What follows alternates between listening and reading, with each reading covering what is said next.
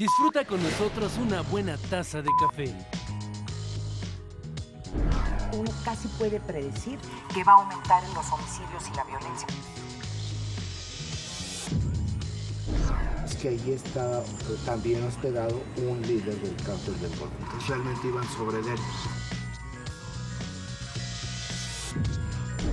Nuestra cifra negra en periodos vacacionales, si bien ha bajado, no deja de ser significativa. El debate internacional entre Occidente está precisamente basado sobre el tema de la inequidad de ingresos. El mejor debate y un sofisticado análisis con la información de primera mano la degustamos con una buena taza del primer café.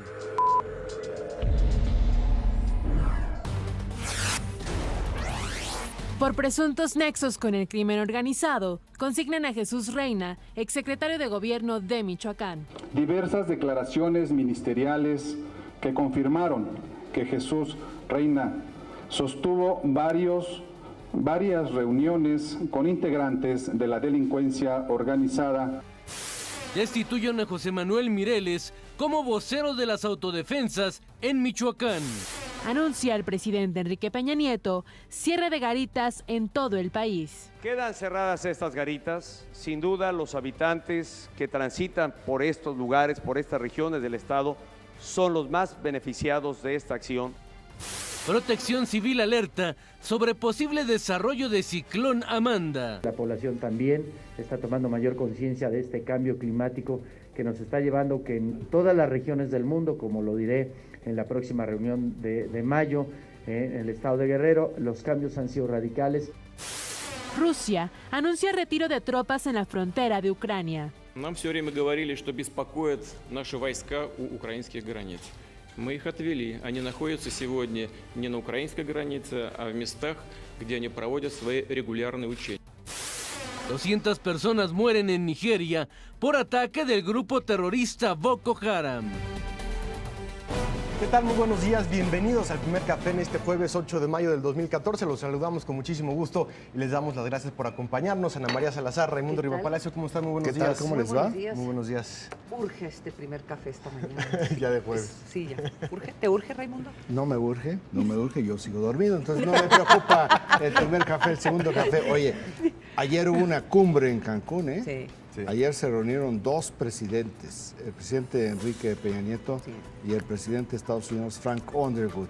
Preguntarán, ¿y quién rayos es el presidente Frank Underwood? Es el personaje de House of Cards que le dijo al presidente Peña Nieto, Kevin Spacey, que es el protagonista, el desenlace de la tercera temporada. Nosotros ya lo hicimos presidente a Frank Underwood, que en esta segunda temporada es solamente vicepresidente. Fue un encuentro bastante festejado. El presidente Peña Nieto sacó en su cuenta de Twitter, pues ya sé el final de la temporada 3, pero no puedo decirles. Es secreto de Estado. Es secreto de Estado. Y Frank Underwood, Kevin Spacey, lo que dijo fue, pues este presidente es real. Oye, no hay no hay una fotografía, creo que a lo mejor subieron una fotografía del presidente. Hay varias fotografías, hay una selfie, las famosas selfies de Kevin Spacey con el presidente Peña Nieto. Ayer el marco es el Tianguis Turístico México 2014 en Cancún, donde Kevin Spacey fue a dar una plática magistral al foro, al Tianguis, y estaba atiborrado de acuerdo con ¿No se te hace las extraño, personas? que, además de que es un súper personaje, Frank Underwood, pero es el personaje más maquiavelo que hay en la televisión estadounidense? Bueno, por eso es muy interesante la reacción. Hoy en la prensa, todos registran en sus primeras planas a este encuentro. Todos. ¿Por qué sí registran esta fotografía del presidente Peña Nieto con el vicepresidente virtual? No virtual, el presidente imaginario. El presidente virtual también. De los Estados Unidos, Frank Underwood, precisamente por esto que acaban de decir, porque su papel perverso, maquiavélico, sin malvado, tiene todos los males para ser un gran político. Sí. ¿No? Todas estas Todos estos requerimientos de la condición humana que requieren esos políticos de altísimos vuelos, los tiene Frank Underwood. Y entonces en México, con muchas partes del mundo, inmediatamente se trazan analogías. Bueno, está inspirado en fulano tal, está inspirado en aquel. Todos tienen a su Frank Underwood.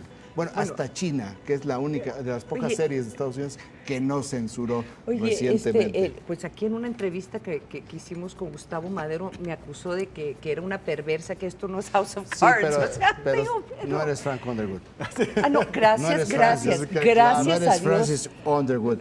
Bueno, está, por supuesto, en todas las portadas, pero no está entre los 5 principales temas del país, que además está riquísimo en información. El primero con 26% de los impactos, algo realmente muy importante. Lo vimos ahorita en el adelanto, es la orden de aprehensión en contra de Jesús Reina. No es nada más Jesús Reina, no hay que perder de vista, no hay que dejar de sorprendernos por toda la información que se ha dado sobre este tema durante los últimos meses, que este fue gobernador interino en Michoacán el año pasado y que en su calidad de gobernador interino tuvo relación con todas las estructuras más altas del gobierno de la República. Su relación política era con el secretario de Gobernación.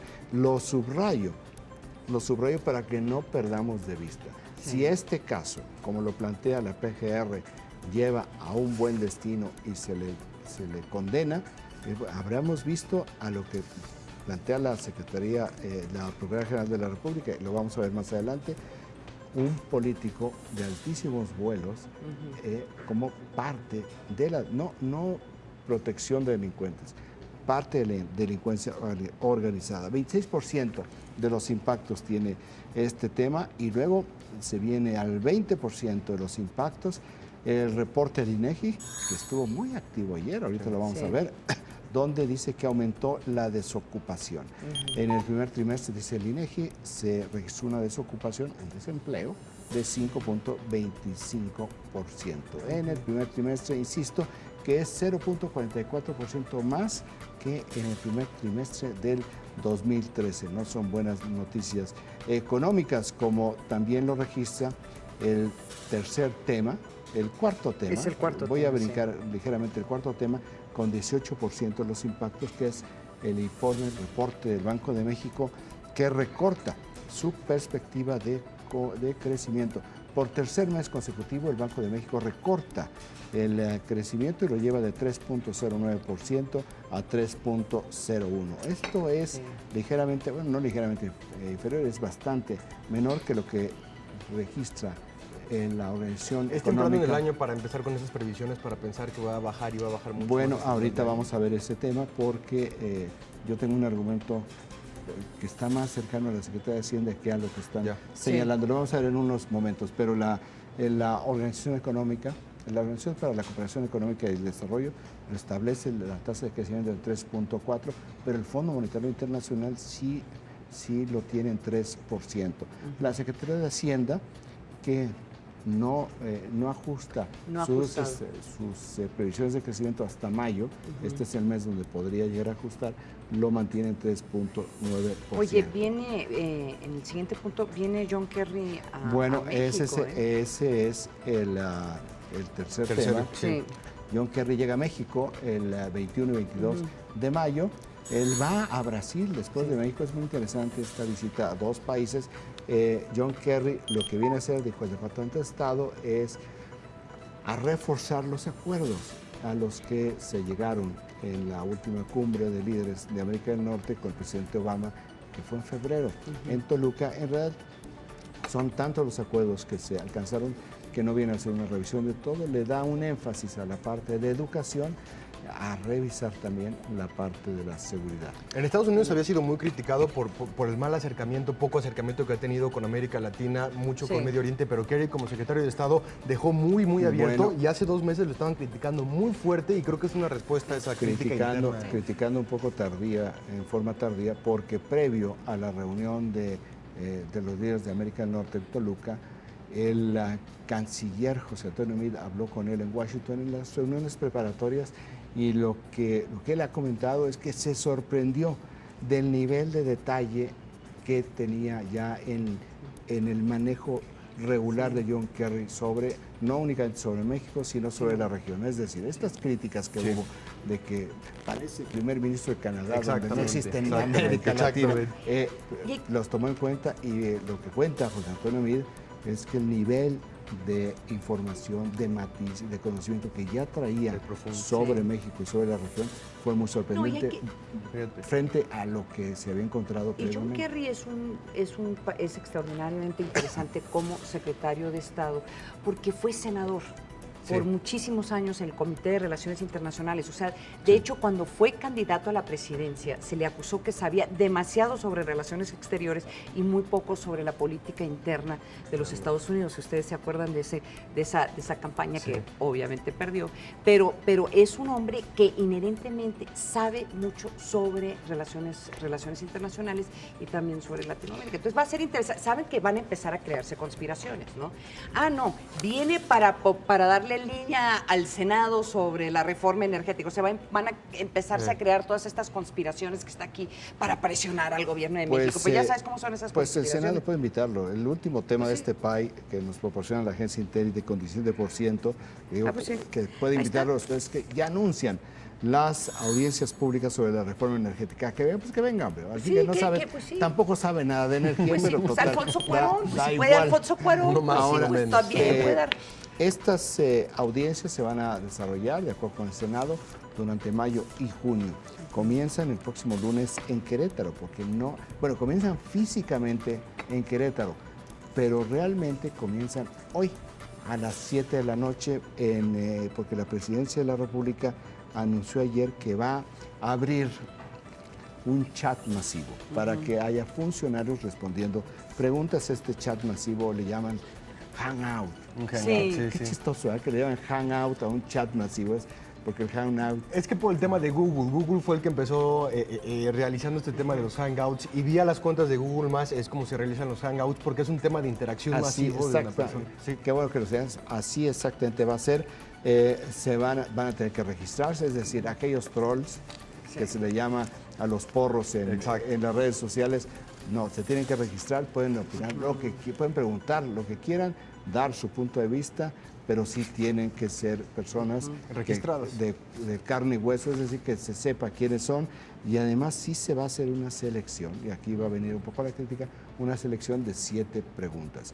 Hoy va a estar respondiendo a las preguntas a partir de las 7 de la noche el director de la Comisión Federal de Electricidad, Enrique Ochoa. Este es el PAI informativo que, como decía, está bastante movido, muy sorprendente, pero son la marca de los tiempos, 2 asuntos de índole económica. Bueno, en realidad 3, también la reforma energética, pero vamos, lo que tiene que ver con el comportamiento de la economía está registrado en 2 temas dentro del PAI de manera bastante sobresaliente. Quiero retomar de las dos 3 portadas. Si tenemos esta foto de el presidente Frank Underwood con el presidente Enrique Peña Nieto. De hecho, La Razón tiene en la portada una foto en donde se están tomando su famoso selfie, ¿no? Ahí está. Está buenísimo eso. Esta es la selfie. La Presidencia de la República tiene una foto abierta sobre este momento, en el cual el presidente Peña Nieto y Kevin Spacey están junto con la Secretaría de Turismo, está el gobernador Roberto Borge, está también el secretario de Hacienda, Luis Videgaray, y no recuerdo que alguien más está en la fotografía, pero esa es la fotografía en otro plano, la que tiene la Presidencia de la República. Pero este es un enfoque de esa fotografía, y la fotografía de ellos dos que tomó Kevin Spacey, bueno, pues ya circuló por todas partes en el mundo. Cuando hizo su presentación, Kevin Spacey dice, sí, le regalé un DVD al presidente Peña Nieto y lo firmé y le dije, de un presidente a otro. Entonces sí, o sea, supo jugar con su personaje. De nuevo, me parece sorprendente que cualquier presidente del mundo quiera vincularse a este personaje de Frank Underwood, porque sí es, para los que no han visto la serie, sí es malvado. Es una intriga el personaje. Es malvado y lo que le sigue, pero sí es una serie muy político americano, para que no digamos susceptibilidades. Es un político. La relación también con los medios de comunicación y demás, entonces es muy interesante. Es muy interesante esa ¿Cómo serie. mata la libertad de expresión? No le voy a dar más, no les voy a dar más sobre.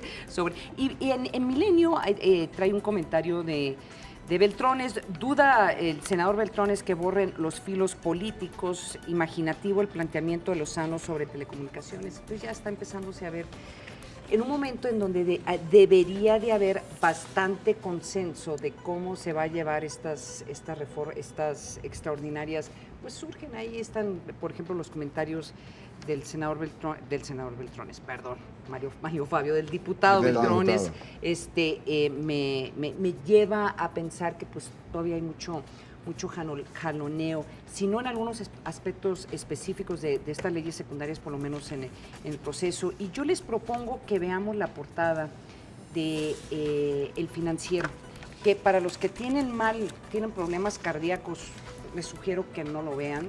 O sea, porque pues no la muestren. No, o sea, no la muestren. Tápense los ojos los que tienen problemas cardíacos. Pero es bastante sorprendente. Ahí está Raimundo. En la portada del Financiero, no sé si lo podemos, lo podemos poner en cámara. Uno se levanta en la mañana, recoge el periódico El Financiero y dice: entró la economía en recesión, 2 puntos INEGI. Claro, pues a cualquier persona lo puede impactar, claro. Eso, considerando muchas de las críticas que ha habido en el último año de lo que ha estado pasando con la economía mexicana, y si le agregamos los comentarios que hiciste del PAI informativo, Raimundo. Sí, este es un reporte del INEGI, El Financiero lo capta en su principal, vienen todos los medios de comunicación.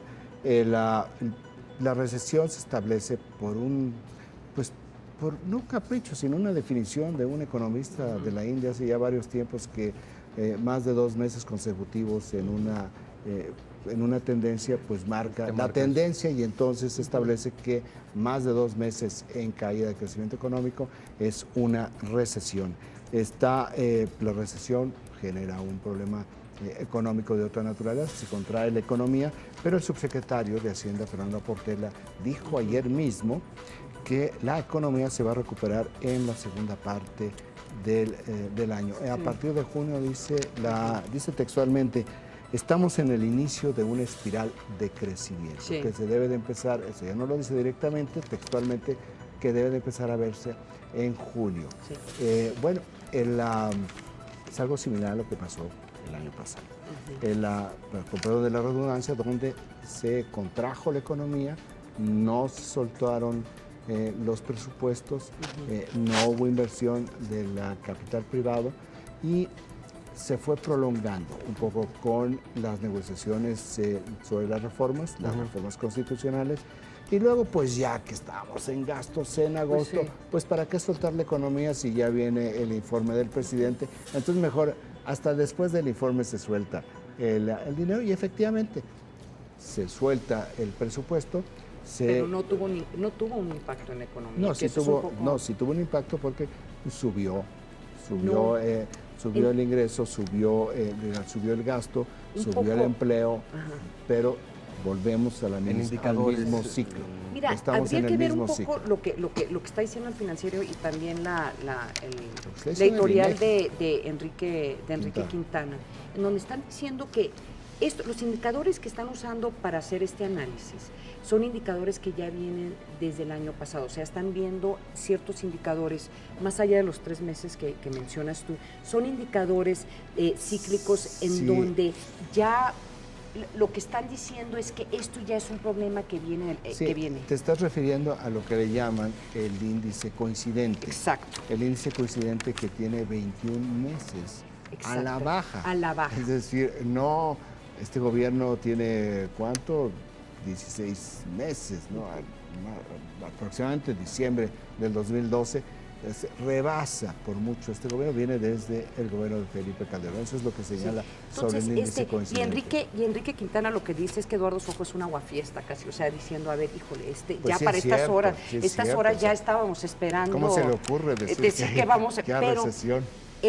Y hay otros indicios y otros indicadores que a mí me preocupan. Yo no estoy tan segura y lo vamos a ver en los siguientes meses, espero que me equivoque.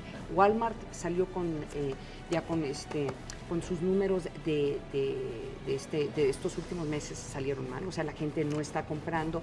En términos, por ejemplo, Hay un reporte hoy mismo de la caída en la venta de automóviles en el primer trimestre, paradójicamente, porque ese mismo informe habla de que se incrementó la producción y las exportaciones. Sí. Pero el mercado interno se desplomó, que ese es otro mal indicador, porque la venta de autos en cualquier país, o sea, la compra y venta de autos es un indicador de la fortaleza de la economía. ¿Por qué? Porque si tú estás dispuesto a invertir en un auto, tú estás pensando que tu situación económica va a estar... La construcción, no hemos visto el indicador de la construcción, que es el indicador que señala. Y la otra es pues, los dos indicadores que vimos el día de hoy, que es el término de desempleo que volvió a incrementar y pues está el otro. ¿Cuál fue el otro del país?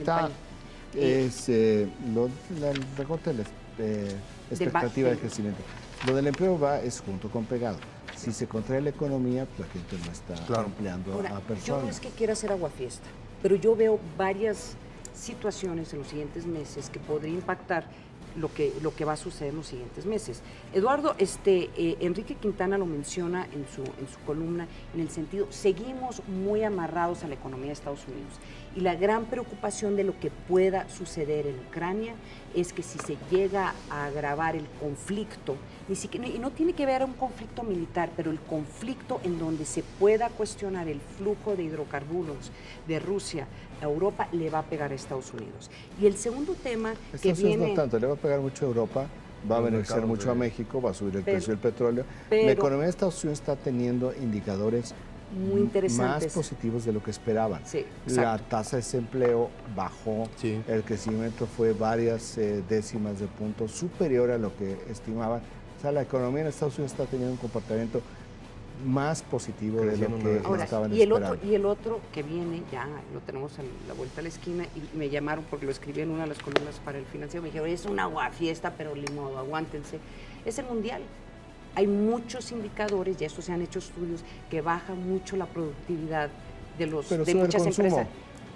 Pero no el consumo en televisiones, pero nadie va a comprar carros pero es un consumo que no sube el consumo de ciertas televisiones. Quiero ver después del primer juego donde gane México cómo se va a incrementar el consumo, va a decir, me endrogo, ya venga lo que venga.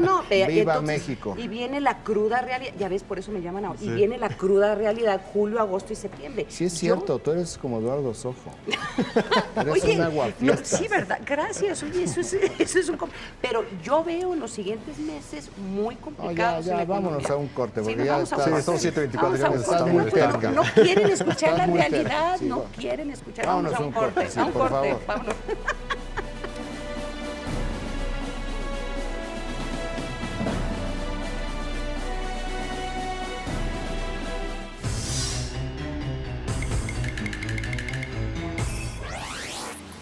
Población con obesidad en México. El 32.4% padece obesidad. México, segundo lugar a nivel internacional. 1/3 de los niños tiene obesidad.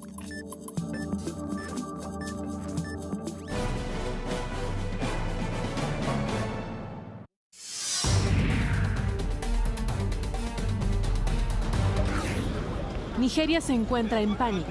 La causa, el grupo terrorista Boko Haram. Desde su fundación en 2002, esta agrupación ha buscado derrocar al gobierno nigeriano e imponer la ley islámica en los 36 estados de todo el país.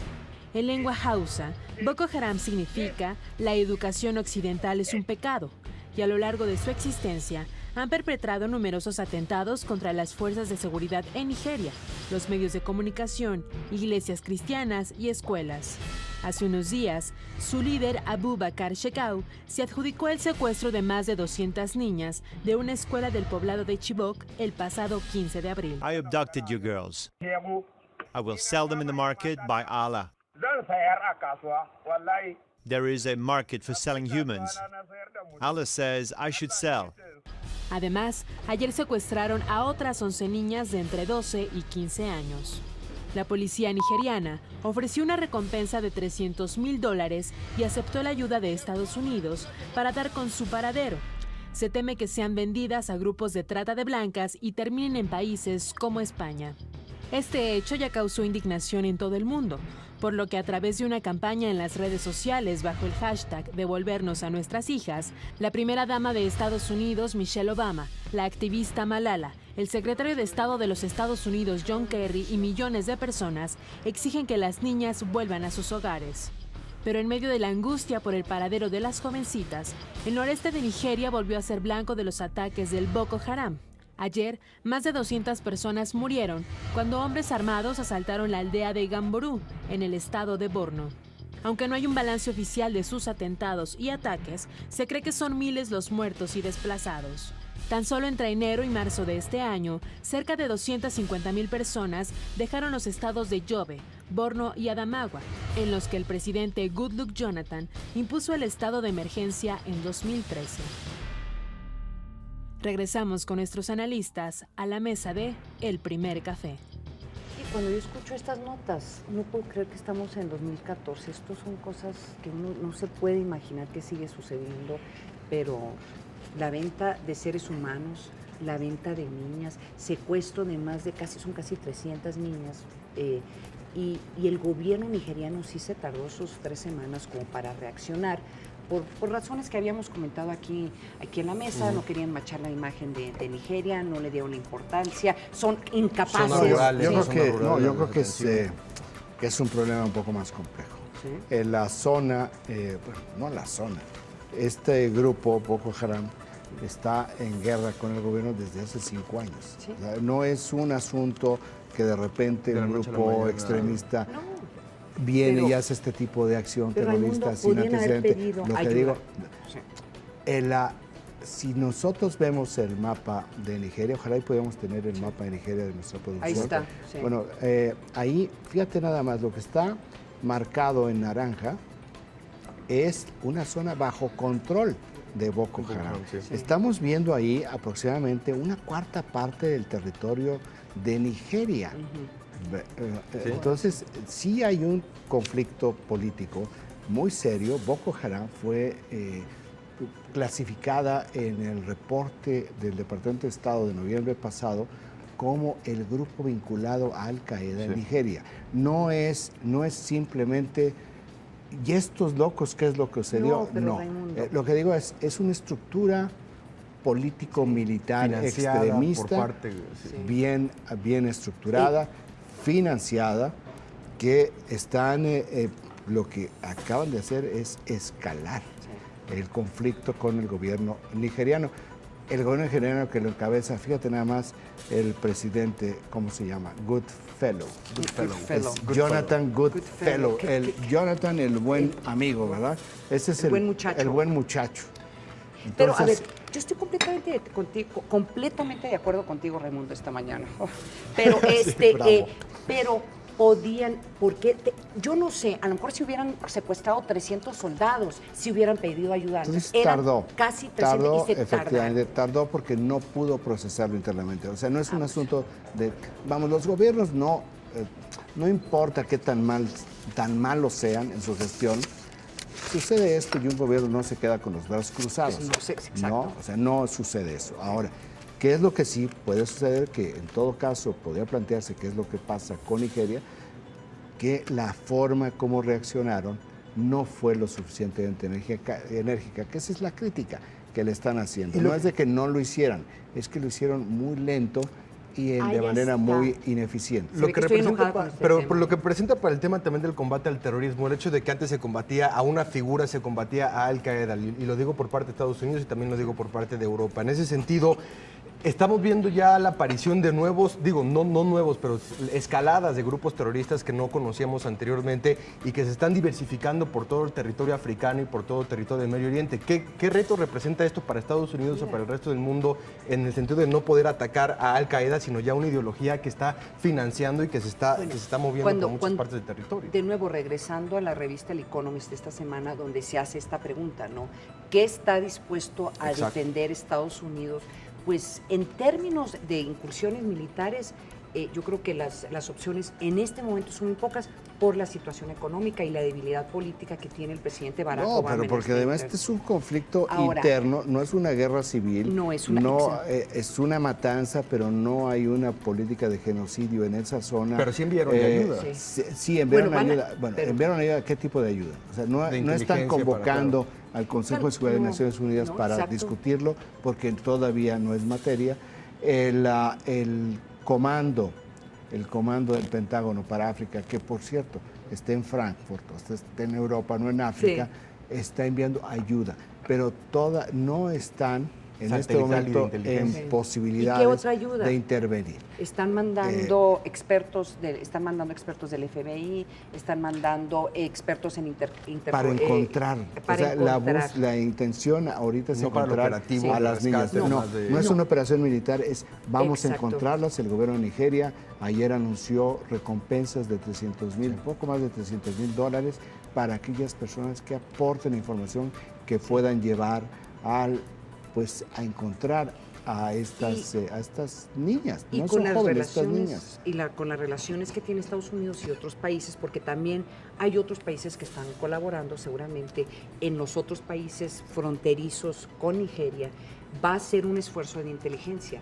El problema probablemente no va a ser encontrarlas, el problema va a ser una vez que las encuentras, ¿qué haces? O sea, ¿cómo las rescatas en una situación tan difícil en donde no tiene control territorial el gobierno nigeriano? Entonces son como dos esfuerzos. Uno, bueno, por lo menos encontrémoslas. Y encontremos, porque ya se están hablando de que se han vendido algunas niñas, y lo que es peor todavía, que siguieron secuestrando más niñas.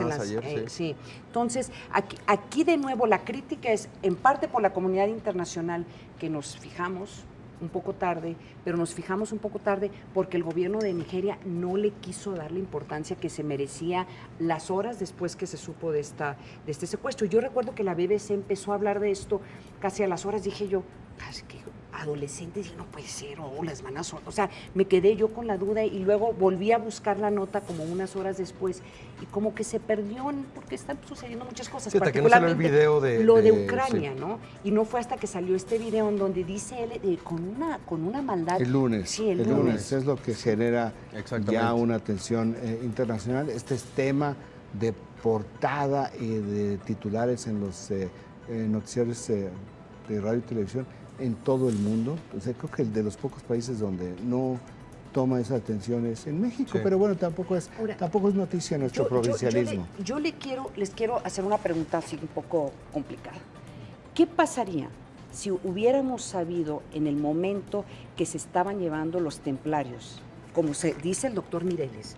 Doctor Mireles dice que los templarios estaban llevando sistemáticamente por varias, no sé si días o por varios meses, niñas que se las llevaban, y no solamente niñas, señoras, se las llevaban, se las violaban y las regresaban, si les iba bien, que las estaban regresando.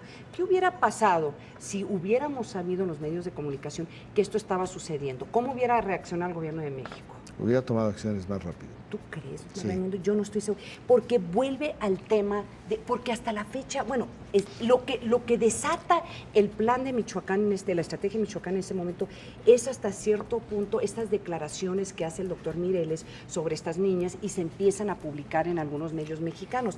Pero que hubieran hecho este tema del hashtag, que se hubiera pedido que hubiera salido a la comunidad internacional, hubiera incomodado mucho al gobierno de México.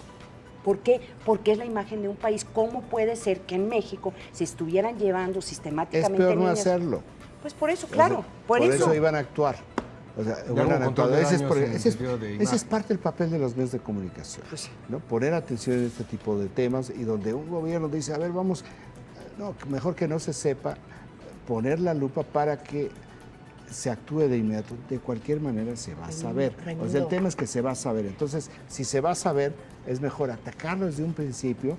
¿Qué es lo que hacen los gobiernos? Lo que procuran hacer los gobiernos más eficientes, que ante una situación de esta naturaleza, distintas pero de diferente naturaleza, reaccionan, porque primero están mostrando que están haciendo algo, que son sensibles a lo que está sucediendo, que están haciendo su trabajo, que no les da ningún temor que tenga un impacto negativo en el corto plazo, porque en el mediano y largo plazo va a ser positivo porque están actuando.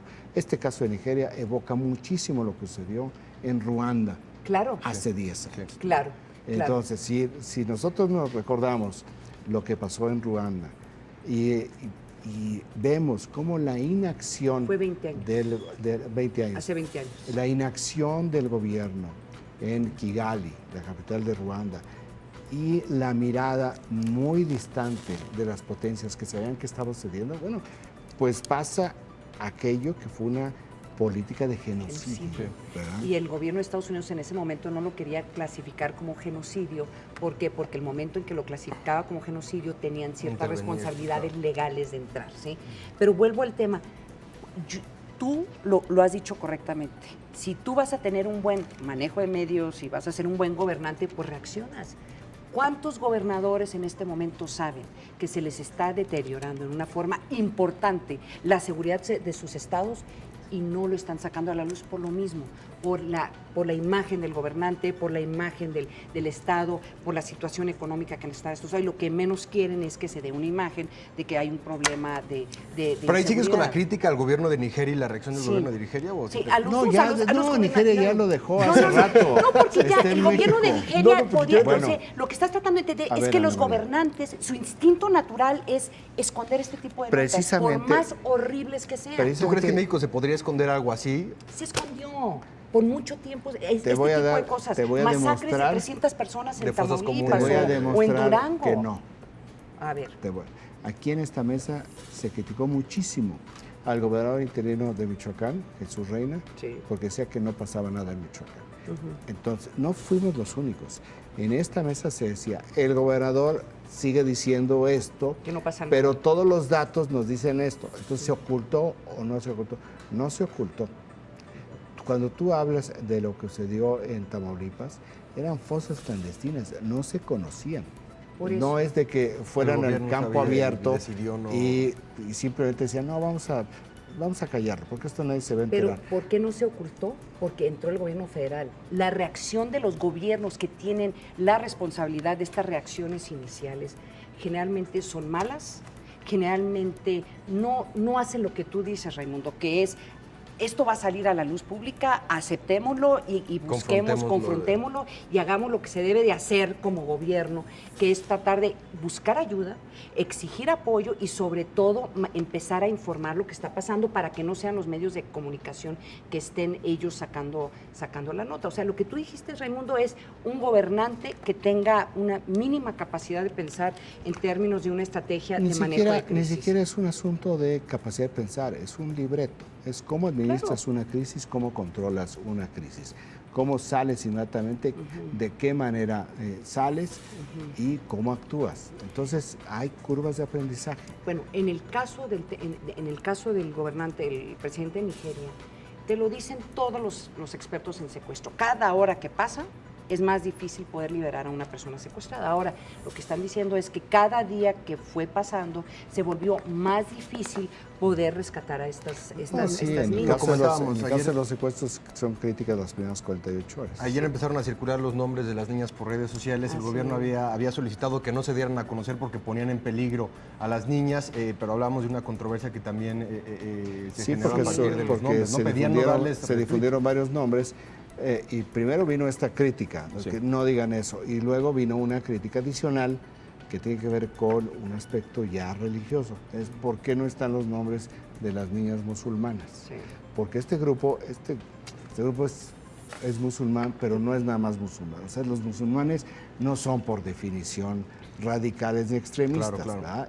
Pero decían, ¿por qué no también las otras personas?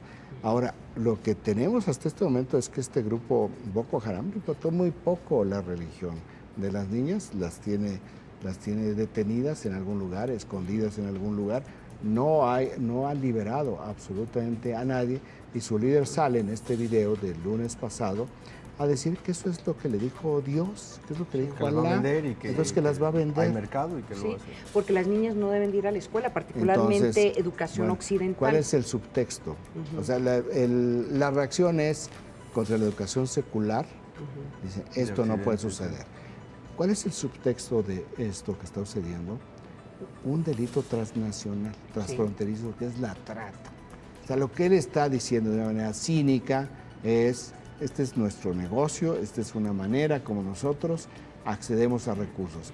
Porque, como tú mencionabas, hay países ya, en países vecinos, Ghana, por ejemplo, donde están actuando los gobiernos, están presionando también a esos gobiernos para que actúen, para que no venga el tráfico hacia esas naciones, que es lo que temen, que un número indeterminado de estas niñas pudieran haber sido ya trasladadas a los países africanos vecinos para este Ahora, negocio yo les quiero dar una transnacional. interpretación desde una óptica militar, que lo que hizo este líder con ese video es parte de una estrategia de incitar al gobierno nigeriano, incitar a la comunidad internacional. Vengan, vamos, los estoy provocando para que vengan. Y fue ese video, esa provocación que literalmente está presionando al gobierno de Estados Unidos que tiene que hacer algo. Presionan políticamente. El video busca una provocación militar. Exactamente. ¿No? Entonces, no hay una reacción militar. Exacto. Entonces, contradice lo que tú estás diciendo. No, pero lo que ellos están buscando. En un principio, sí. Lo que ellos están buscando no, es esa provocación militar. ¿Por qué no hay una operación militar en este momento? Porque va a haber una masacre. No se puede. Porque no se sabe, necesitan información de inteligencia. Por eso ahí va la ayuda extranjera. Por eso hay varios países que están interviniendo. China está interviniendo. Hay países como Francia que tienen una serie de vínculos históricos donde están trabajando seguramente a nivel de inteligencia.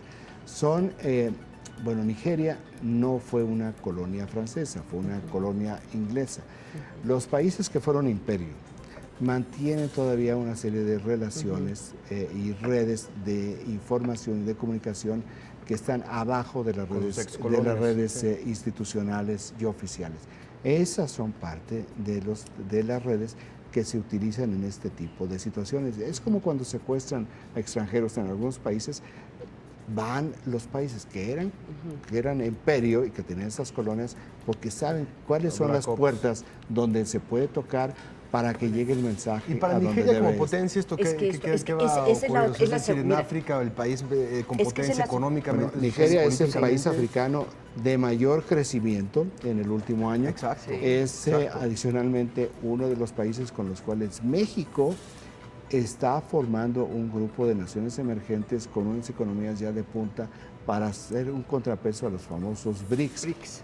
Que estos BRICS están muy con Brasil, muy broken. Sí, esa teoría ya está inclusive ahora, inclusive que son los MINT, ¿no? Sí. Es México, Indonesia, Nigeria y Turquía. El gobierno mexicano, por ahí Polonia también que querían ahí incorporarlo. El gobierno mexicano ayer dio a conocer una declaración de condena sobre este incidente, ¿no? Nada más para registrar que también hay una reacción ya de la Cancillería mexicana. Pero en reacción a tu pregunta, es parte de este video, son dos puntos aquí, es una provocación, provocar a la comunidad internacional, pero también era provocar al gobierno nigeriano y sobre todo demostrar su incapacidad.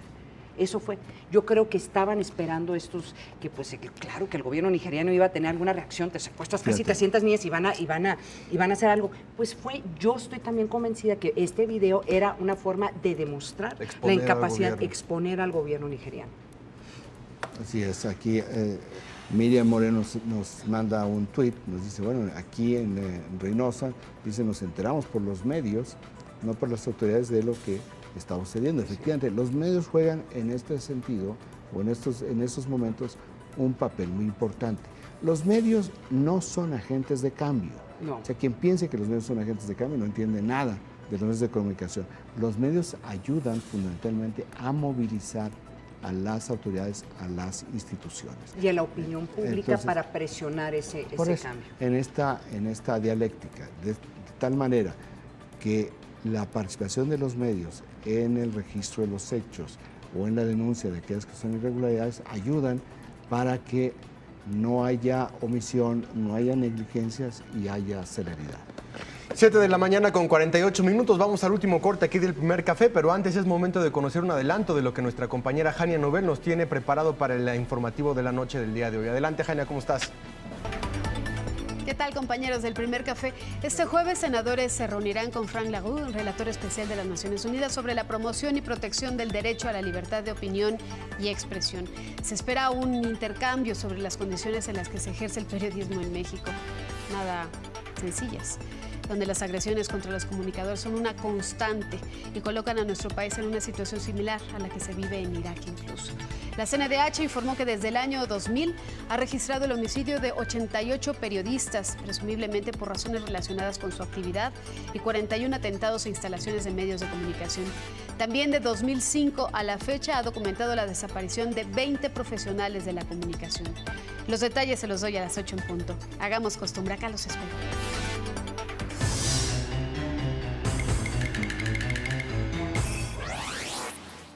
Población con sobrepeso y obesidad. 2.3 millones son mujeres. El 68.8 millones son hombres. Y más de 481,000 niños con esta enfermedad.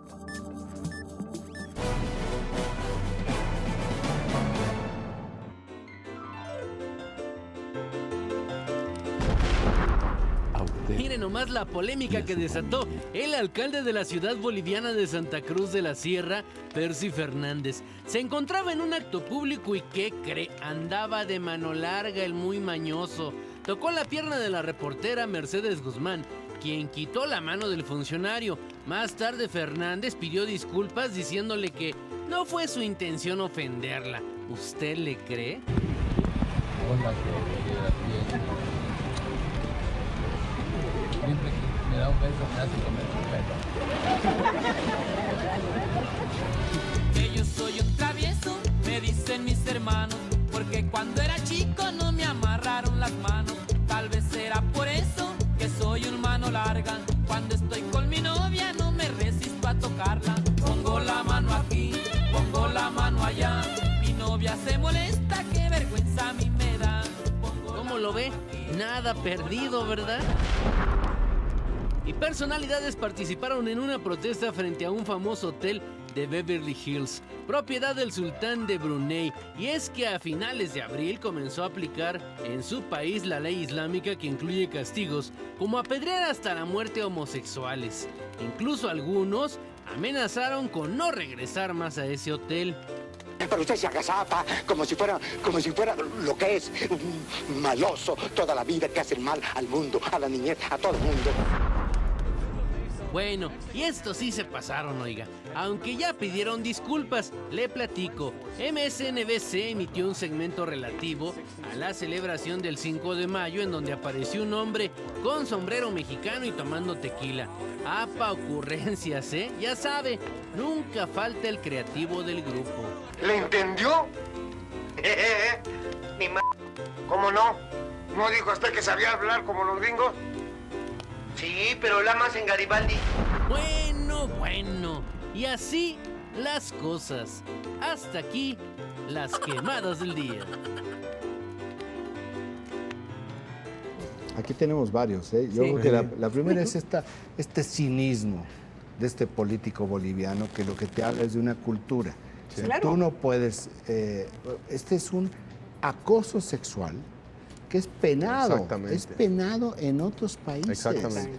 Y aquí el tipo, ¿con qué desfachatez? O sea, eso, y sin preocuparse. Increíble. Y además, ella traía, te digo, seguramente, no sé si dijeron quién era, pero pues, yo creo que era de los medios de comunicación. Ella era una reportera, sí, ella era una reportera. Entonces, abiertamente a una persona de los medios, y todavía ella, la pobre, le trata de quitar la mano en una forma. Le costaba trabajo, se portó decente, te portaste decente. Yo no, o sea, habrían otro lugar y lo agarran y lo tiran al suelo. Por eso no te invitan a esas cosas. Sí, ¿verdad? O ahora, con políticos puercos. ¡Qué puerco! ¡Qué bárbaro! La otra es lo que se dio con la cadena MSNBC, ¿verdad? Con esto del 5 de mayo, los estereotipos. Esta parte de los estereotipos generó una reacción muy fuerte de la comunidad hispana en Estados Unidos. Y es una cadena seria de noticias, o sea, no es ningún programa de comedia. Es muy importante, tiene un gran rating, es muy serio. Este es un programa matutino bastante sólido. Sí. Y bueno, hicieron esta barbaridad sobre los estereotipos, sobre un productor que se le hizo fácil. En la gran fiesta mexicana en Estados Unidos, que es el 5 de mayo, ninguna otra como la del 5 de mayo, bueno, tanto que es el segundo día que más aguacate se consume en Estados Unidos. Y casi cerveza. Después del Super Bowl. Después del Super Bowl. Entonces, algo que es tan sensible para la comunidad mexicana, este tipo de estereotipo generó una reacción tan brutal que se disculpó la cadena. ¿Sabes qué? Es también un malentendido de qué es el 5 de mayo. Yo cuando estaba en la universidad había estos problemas.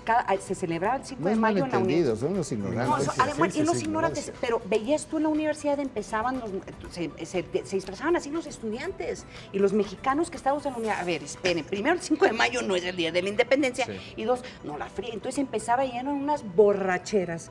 Ese es uno de los días en donde más borrachos hay. También creo que después es St. Patrick's Day. Cervezas mexicanas han tomado el 5 de mayo como su día a nivel mercadológico, el tema del 5 de mayo. Eso es lo que tienes. Entonces dice, pues nos vamos a disfrazar. El mismo problema tienen los irlandeses, porque cuando es St. Patrick's Day, que es en marzo, también les hacen los mismos.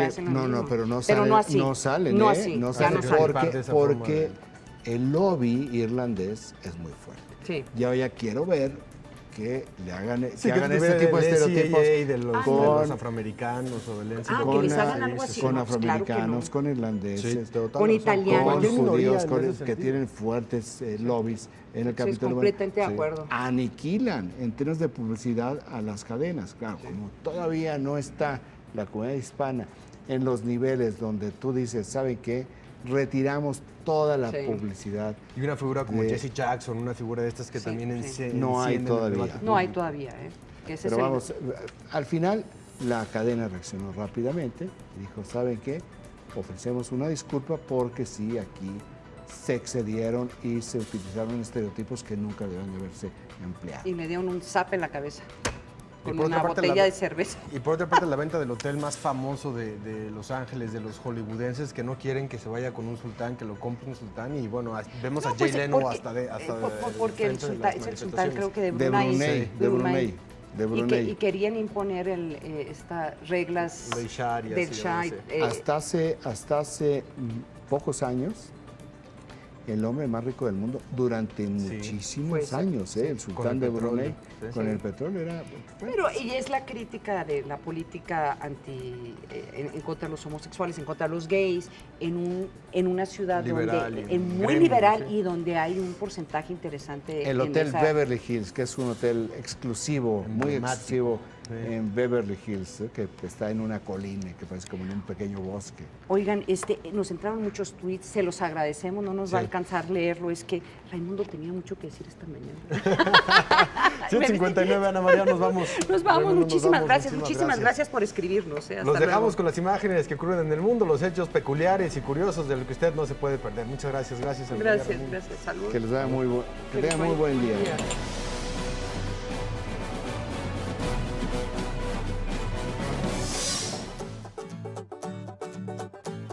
Ya nos vamos, pero esto no se lo puede perder.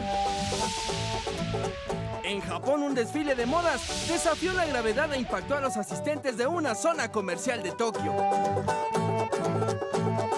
7 acróbatas vestidos con diseños de una famosa casa de alta costura caminaron por una pasarela que fue colocada en la fachada de un edificio de 42 metros de altura.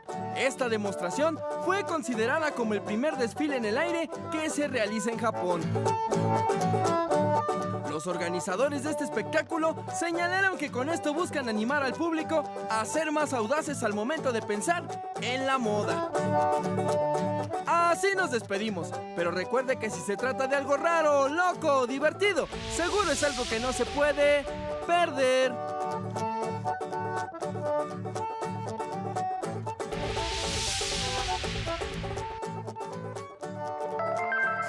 Disfruta con nosotros una buena taza de café.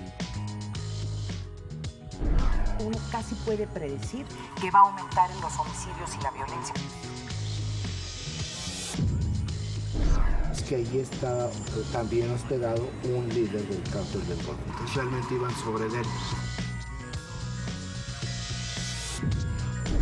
Nuestra cifra negra en periodos vacacionales, si bien ha bajado, no deja de ser significativa. El debate internacional entre Occidente está precisamente pues basado sobre el tema de la inequidad de ingresos. El mejor debate y un sofisticado análisis, con la información de primera mano, la degustamos con una buena taza del primer café.